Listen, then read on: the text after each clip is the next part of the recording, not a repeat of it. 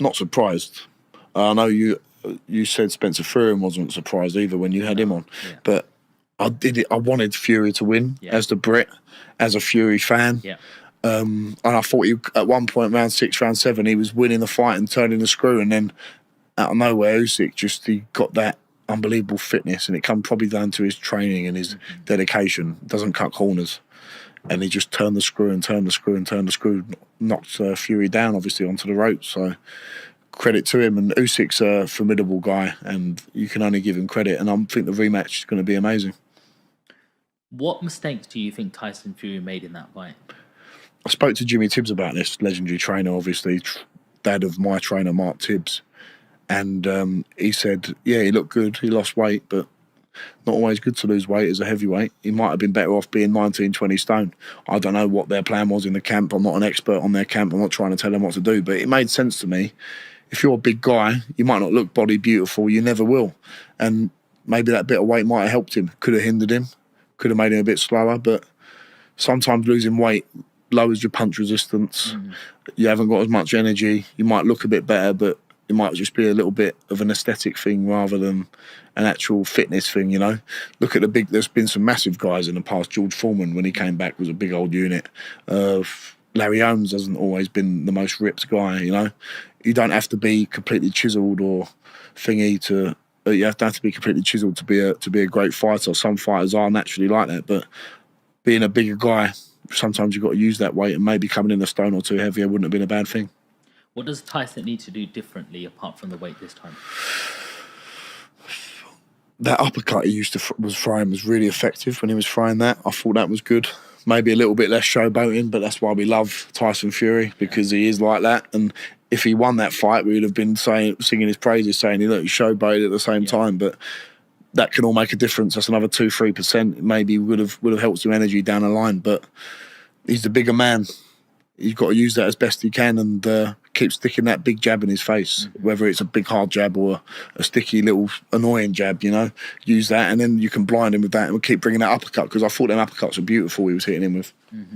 It was a shock when Usyk hit him straight in the face. But it just felt like something. I was gutted. Even he felt like that. I was like, my heart was going down. It's like watching the England match and they gone down. You know what I mean? That's how I felt. I can't believe how he stayed up, Fury. You've got to give him credit for that. And he saw it through, because a big man like that, getting caught like that, and the energy it takes to stay up, he's a fighting man. And we've got to remember he's had 3 fights with Wilder, and Wilder's a shell of what he used to be. And you've got to ask yourself, how much of them fights taken out of Tyson Fury and Deontay Wilder, especially the 3rd fight. That was an all-out war. And as a professional boxer, and especially a heavyweight, you can only have so many wars like that before it catches up with you, you know? Why? Wear and tear, big old unit. Human beings aren't designed to smash each other up like that, especially 20 stone guys, 16 stone, 17 stone plus. You can't take severe punishment like that, getting punched on the head. It's not healthy, is it? That's the bottom line, to be getting punched in the head repetitively, especially by the big guys. So you can only go to the well so many times, and Fury's probably only got 1 or 2 more times to do it. So what do you think of someone like Mike Tyson stepping in the ring again against Jake Paul? I think it's a farce. I think it's an absolute joke. And it's not happened, and I'm glad it's not happened. Almost 60 years old. I used to like Jake Paul. I used to think, he's doing something quite good, trying to dedicate himself, but I've got no time for it. I think it's all quite rubbish now. What do you think of that whole scene of influencer boxing, misfits, all of that? It's not boxing, it's entertainment. Fair play to them. Make their money. That's fantastic, but I don't regard it as boxing. I regard it as sort of wrestling style entertainment. And yeah, it is entertaining. Sometimes you watch it and you think, that's a laugh, but it can never be taken seriously, ever.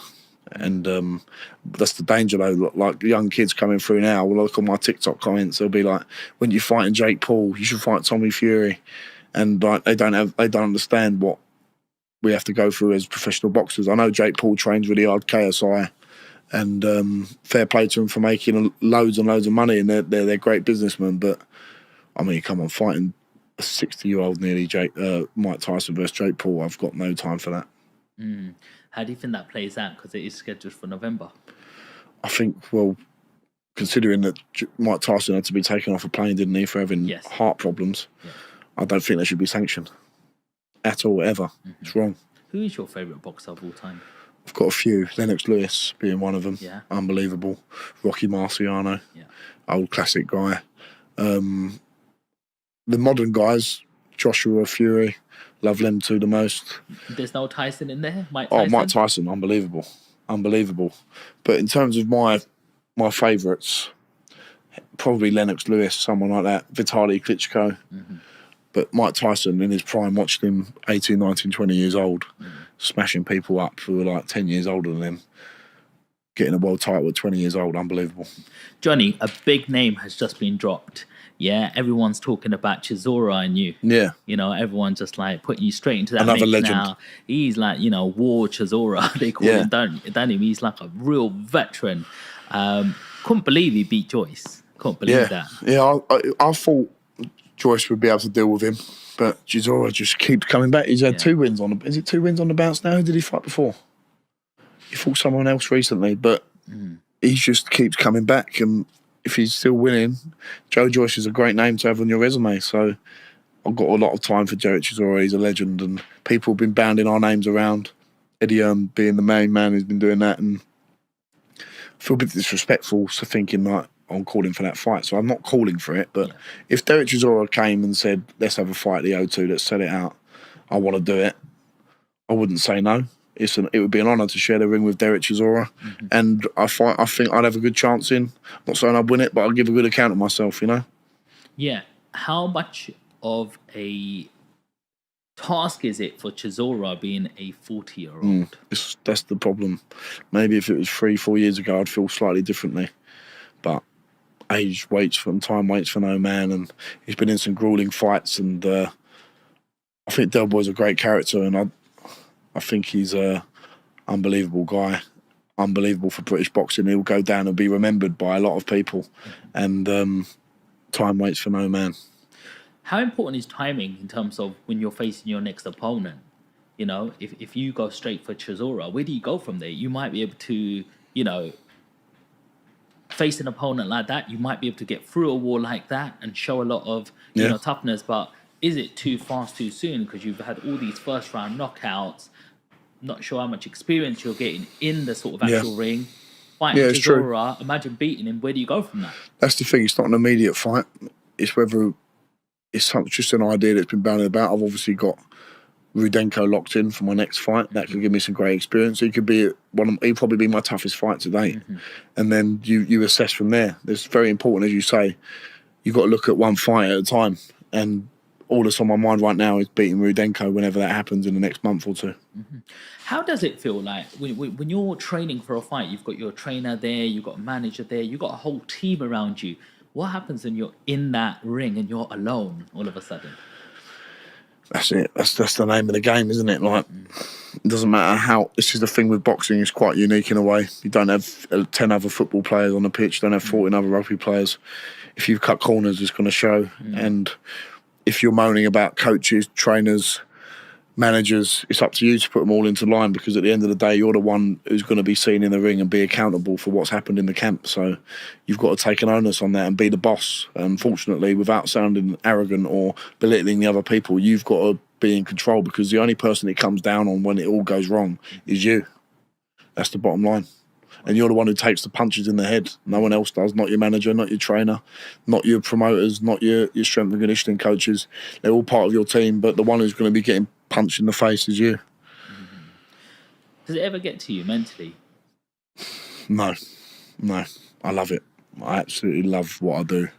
I get to go up and train every day. I love training. It keeps my head screwed on. If I couldn't train, I think I don't know what I'd do. It keeps me sane, for like it does for a lot of people.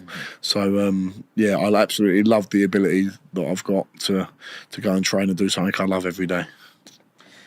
Before you're ready to challenge for a major title, what milestone do you feel that you need to hit? I don't think of it in that way, Sean. I don't think I have to hit anything. I think the map is in my destiny of where I'm meant to go. All I have to worry about is winning the next fight. There's no milestone I think of in my head that I think, well, I've got to do this amount of this or do that. It's all mapped out already. All I've got to do is dedicate myself 110%, and then the rest will follow.